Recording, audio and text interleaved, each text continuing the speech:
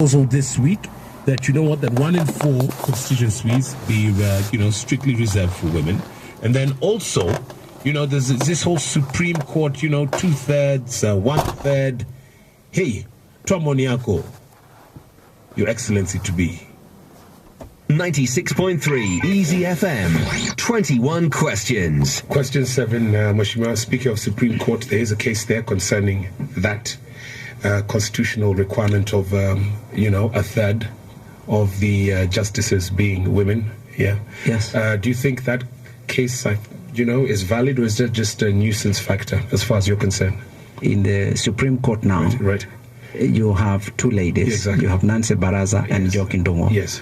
And that is 2 out of, I believe, 7. Yes, indeed. When they say 1/3, yes, do they say 1/3 of the entire 7 or 1/3 of the entire 7? Is it 1/3 of the Supreme Court alone? Is it 1/3 of Supreme Court plus Court of Appeal? Yes. Is it 1/3 of Supreme Court plus Court of Appeal plus High Court?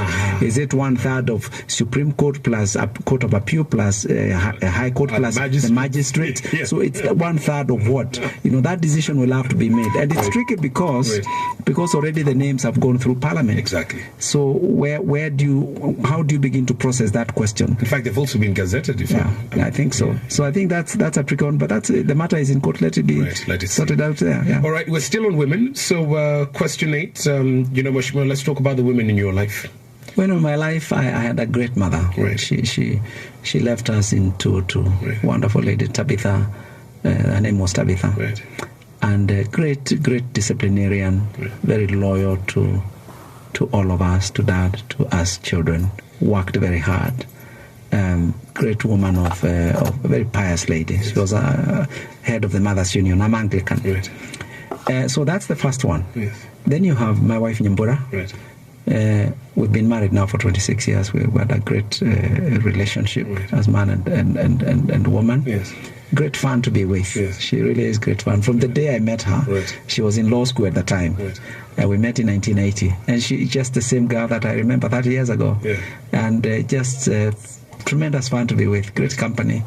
A great mother. Yes. Fantastic mother. Yes. The kids are very lucky to have her as a mother. Right. We have 2 children. One of them is a girl, Mweni Nyokavi. Yes. Mweni, her first degree was in law, then she did theology. Wow. She's now trying to get a job in Daystar. I think she wants to teach theology. Right. She's a combination of both of us, very reflective girl. Right. And settling down. She's in her mid-20s. I would say those are the 3 women in my life: my mom, my wife, and our daughter. I like that. You see, and anyone who would be able to see you right now, I wish we had a camera in studio, is that you're glowing. See, Fidel can see that, our producer. No. So question 9, yes. Your wife Nyambura, take us back. I just brought a smile to your face. I mean, look at you.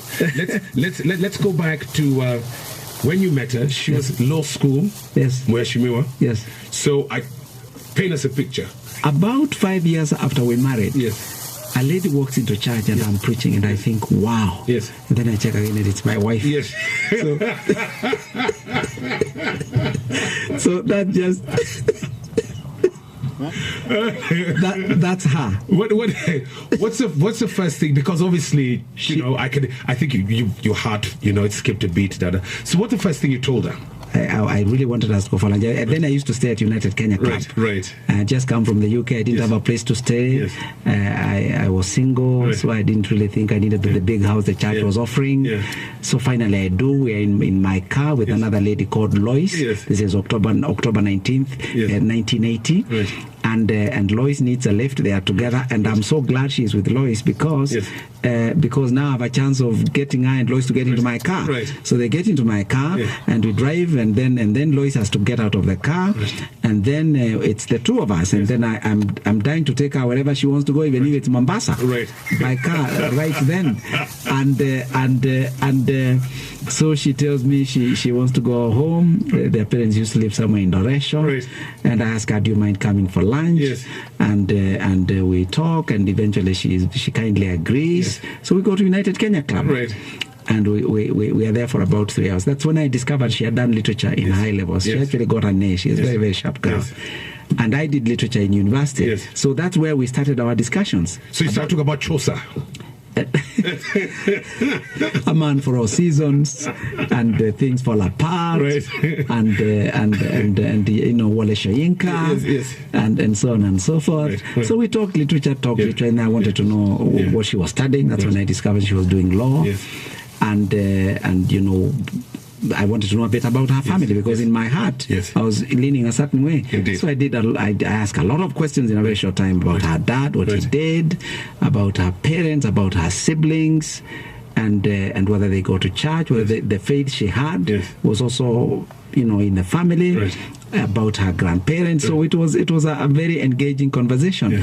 And at the end of it, I wrote it in my diary. Yes.